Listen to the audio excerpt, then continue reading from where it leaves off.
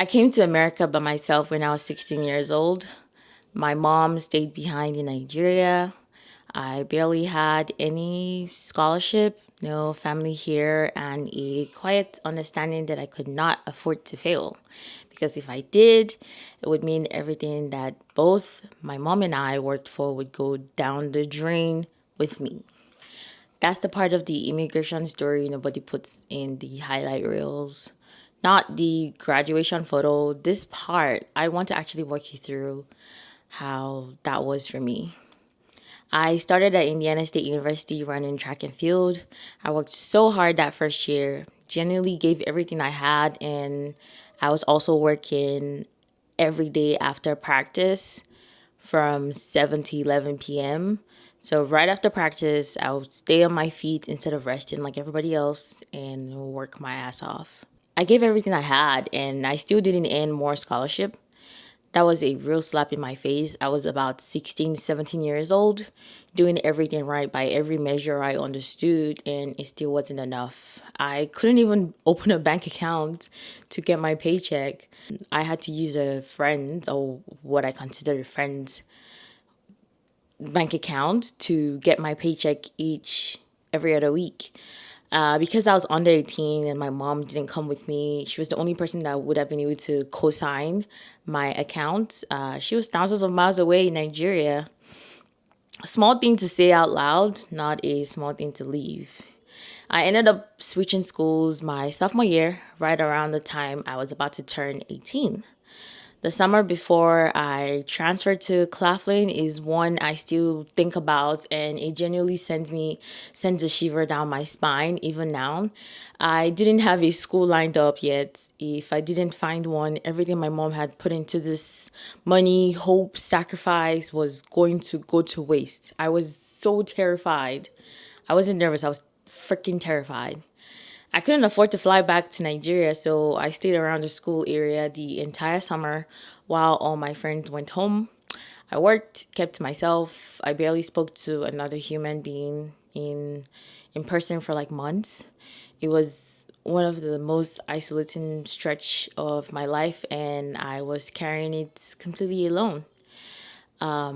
I got into Claflin University with a real tangible track scholarship, studying computer engineering. I want to be clear that it wasn't a relief the second I arrived. The coach that recruited me got fired. Early mornings, everything just changed overnight. It was being required to run both cross country and track and field at the Division 2 level because it was a small school. And that's what it took to earn enough scholarship to actually afford to be there. I did that for 2 years, giving it everything I had. No, 3 years. Then the summer of COVID 2020, a new coach came in wanting change. He made it clear he didn't want international students on the team because we take up scholarship money. My scholarship was cut with no tangible or real reason. I had to beg for it back because without it, I wasn't going to be able to run or return to school or afford school. That was another summer in tears. And honestly, I'm grateful that the people above him had the power more than he did because they were on my side. By the beginning of my senior year, my body had enough. Running both cross country and track at that level isn't natural for any one body to handle. And I don't think people realize that. You spend a whole season training for 3 to 5 miles distance, and then you're expected to flip straight into indoor and outdoor track, sprinting 60 meters to about 400 meters. Completely different mechanics, completely different demands. Obviously, I ended up injured, and the only thing that actually helped wasn't physical therapy, it was rest. My body simply refused to do anything else. It needed to stop being asked to be two different kinds of athletes at once. Every holiday after that, I bounced between friends' families' homes because I had nowhere of my own to go. Holidays were the most depressing time of the year for me. Thankfully, around senior year, my senior year, my one of my extended family asked me to come stay with them in Texas. I babysat for them while they went while she went home to bury her dad. Obviously, I was there for a purpose, but eventually I stayed there long term, and it was one of the best things that ever happened to me. Like, I'm super grateful. Holidays were very depressing for me until I stayed with my extended family in Texas.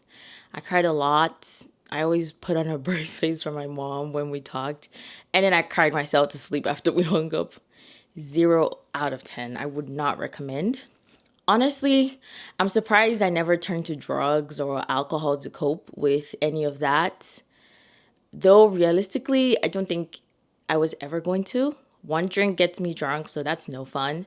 And the smell of weed gives me a headache. So that was never really my escape. What actually got me through was my faith, running. I leaned on my Bible a lot during those years, and I ran a lot. When I would get so overwhelmed, I would just put on my shoes and just go start running. Somewhere in the middle of that, I met my husband, my second semester of my junior year.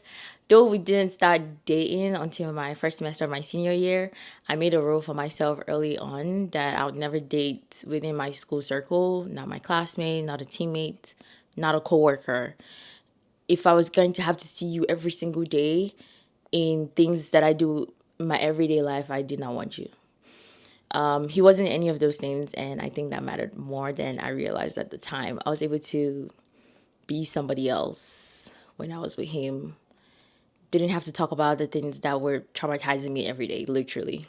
I also worked as a tutor after school, $8 an hour, capped at 20 hours a week, and volunteered as a TA for my favorite professor, Dr.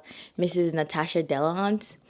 And that job didn't pay anything because obviously I was volunteering, but it gave me something the rest of that season didn't, a sense that I was actually good at something and it mattered it mattered to someone else.